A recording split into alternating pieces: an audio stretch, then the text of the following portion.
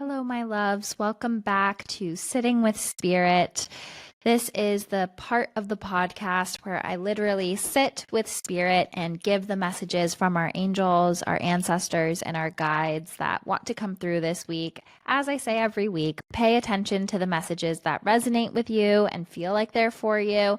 Resonance is a very important tool in our spiritual toolbox. And if they don't resonate, that's totally fine. A lot of people listen to this podcast, and it simply means that wasn't a message for you, but maybe you can pass it on to somebody that you think it might resonate with. And you are eyes and ears for Spirit. So if you hear a message and you want to be a bridge to somebody that you think might benefit from it, please go ahead and share the message with them. So the first thing that I wanted to share was actually just kind of a cool download that I got last night, which is there's a reason and a connection with why in astrology the water element signs are associated with spiritual and intuitive connection. And I do believe that every single element has its own pathway to intuitive connection, but the water signs and the houses that are traditionally ruled by the water signs are what is usually and generally associated with psychic activity: Pisces, Scorpio, Cancer. The message that I got as I was feeling into that last night was that the reason is that emotions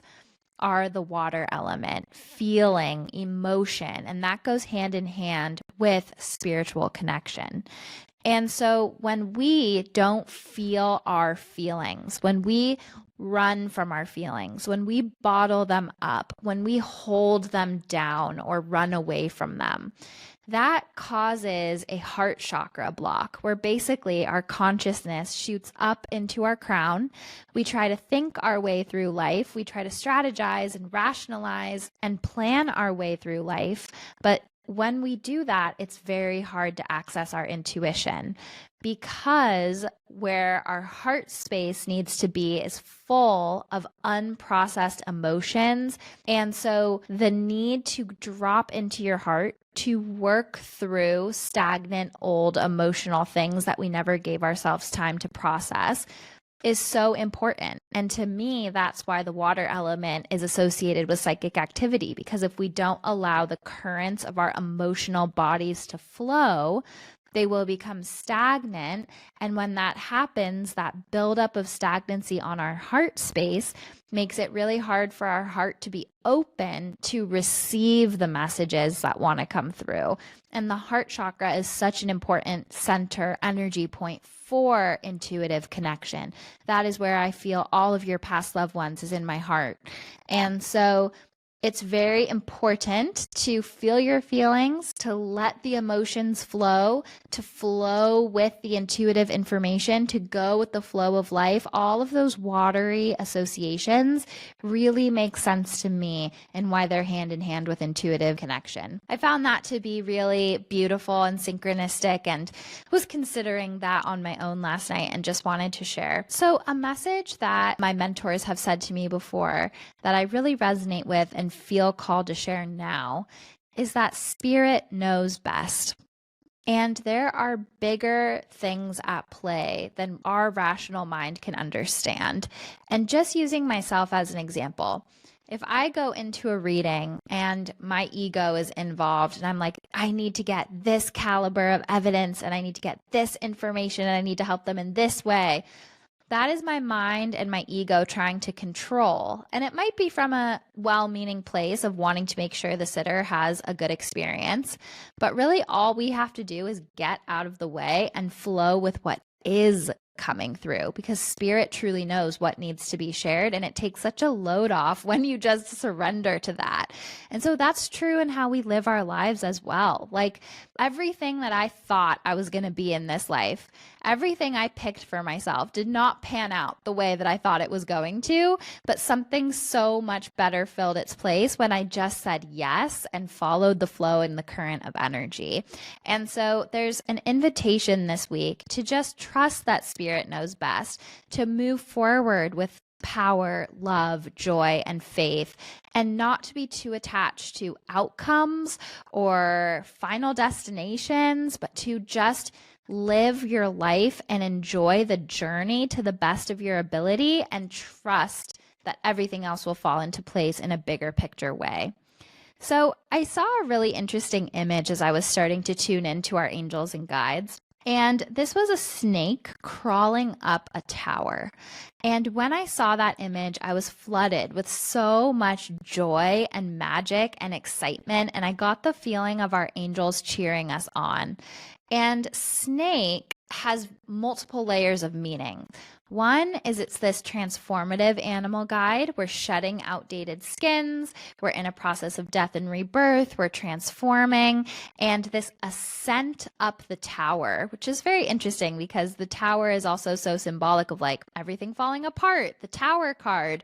But this time it's like we're climbing the tower. We are a transformed version and an empowered version of self. And this new skin that we're allowing ourselves to reveal by peeling back outdated layers is ascending. It is up leveling. It is climbing up the tower.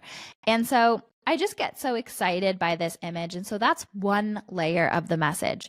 The second layer is that snake is also associated with like goddess energy, divine feminine. I mean, there's a reason it was the snake in the Garden of Eden who was like, hey, Eve, I'll tell you everything.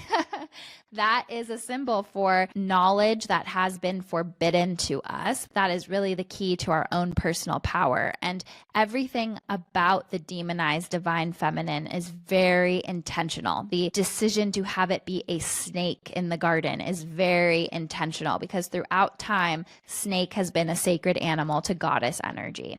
And so the climbing of the snake up the tower gives me this deep feeling of a surge of remembered divine feminine energy that's coming through, not just on its own, but through us.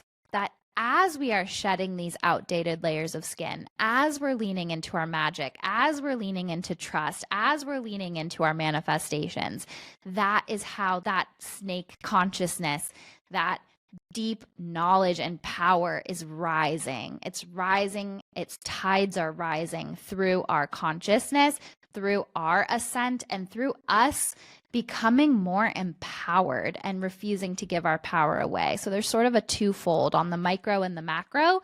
And that message just excites me. And it feels like when we are letting ourselves transform, when we are getting out of our own head, when we are getting out of our own way, when we're saying yes to this next level version that wants to come out, that is when our own intuitive gifts can unlock as well, because snake is really tied to healing and intuition as well. And then I got a really interesting message from our angels, which is to actually try new things. Because when I got this message, they were basically saying, and sometimes the messages for me work like a download of claircognizance, and then I have to translate that download and that knowing into English, into words.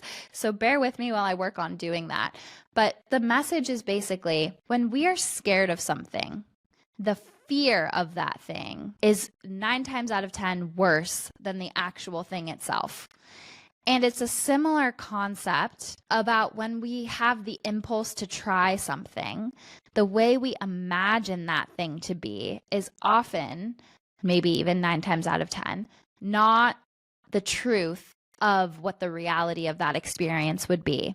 So basically, don't let the skewed perceptions of what the mind is trying to debate over what your heart is asking for keep you from doing what you want to do. So say you want to try something new that you've always wanted to explore, or take a class in, or read a book about, but then your mind is like, oh, this will probably be lame, and it will probably be like this, and this is what the other people will probably be like. That is not accurate. That's trying to keep you in a comfort zone. And the actual experience of that new thing is going to be energetically different than what your mind's perception of it is. So the message is just let yourself do the new things. Let yourself go in a new direction. Let yourself learn something new. It's time to just welcome in the new energy and stay open to it. I also saw major solar plexus chakra upgrades for the collective. The solar plexus rules personal power, identity, stories of self, bravery, and there's also a tie to our inner child as well as life purpose. So I feel like we're coming into more authentic expression of self. We're trusting ourselves more. We're being a little bit more brave. We're listening to the answers hidden in plain sight that our inner child has to tell us.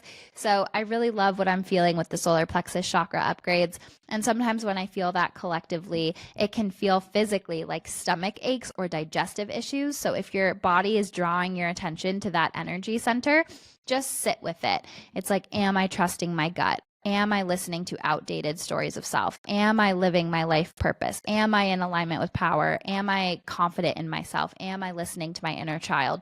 Those are some of the energetic things tied to the stomach. So I did have a male past loved one coming through, and he seemed like a bit of a talker to me because he was telling me a lot of different things. So I felt like there might have been some sort of crash or collision. I felt like I hit my head and all of a sudden I couldn't breathe anymore. And it felt kind of fast. It felt like a fast passing to me. And he was showing me boats and the water and liking to go out on the water and some attachment to a boat. And then I was seeing a fire extinguisher, and it gave me the feeling that there either would have been a significant fire that you could attribute with him or that he was a firefighter himself. But there was something there about a fire extinguisher. I also saw that he had brown hair that was kind of salt and pepper. So he seemed maybe like 50s, early 60s to me. And he wore a lot of jeans with like a thick brown leather belt is what I saw. And I saw that he had like a mustache or prominent facial hair that you would recognize from him. I also got the feeling that he's with his mom in spirit on the other side and that his mom had memory loss. And then I also heard the name like Charlie or Charles. And then I also heard the name Tim. And when I was tuning into him, I felt a throat chakra block. And when I feel that, it could be a two-part message. One is that I feel like he might not have maybe had the easiest time expressing deeper feelings. And two is that he might not have gotten to say goodbye the way that he wanted to because his passing was so sudden.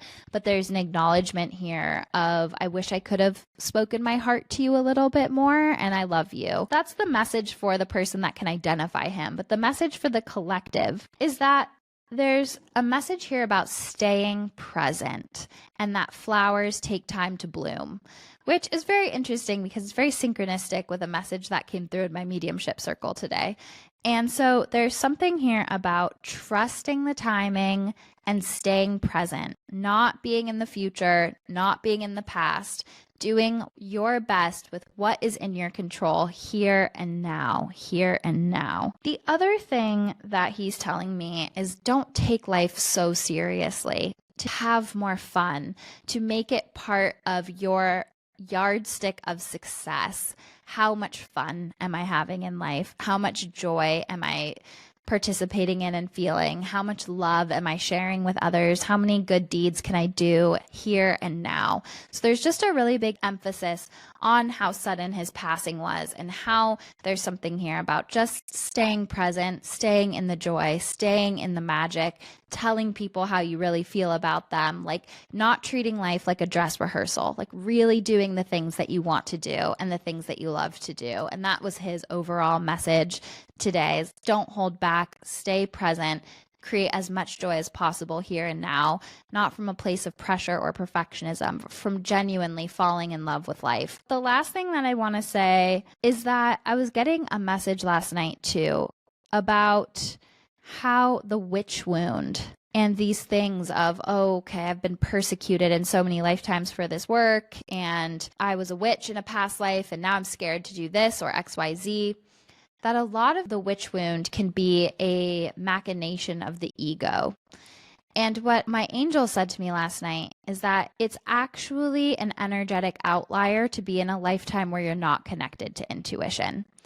That this slice of consciousness in the last how many hundreds of years of being disconnected from earth, disconnected from intuition, disconnected from source energy. That's such a small slice of our soul's consciousness that actually in many lifetimes being connected to spirit was synonymous with breathing. It was like a necessary part of just going through the day to day.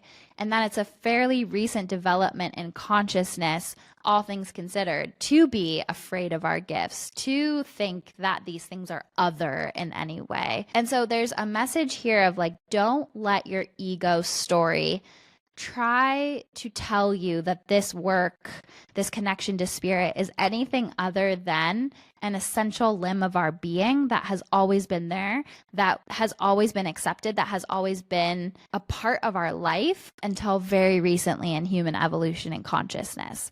And I found that really comforting. It's like, no. More lifetimes than not, you have done this work. More lifetimes than not, you have been connected to spirit.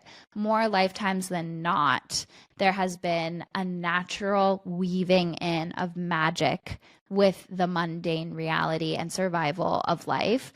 And that the pendulum that has swung us towards disconnection and fear and demonization and all of these things, that is not the truth. And we can co-create with that by thinking that that's the norm, and us breaking away from it is an act of rebellion, when in reality, it's actually the norm to be connected with spirit. And for most of human consciousness, that's been how we have lived. And so I found that to be a really interesting message and something to think about, something to ponder, because it really resonated with me when it came through. So those are the messages that I have for you this week. I am sending you all so much love. Keep sliding your way up that tower. Keep shedding outdated skins, and don't forget to have fun along the way, my loves. Have a beautiful rest of your week, and see you next week.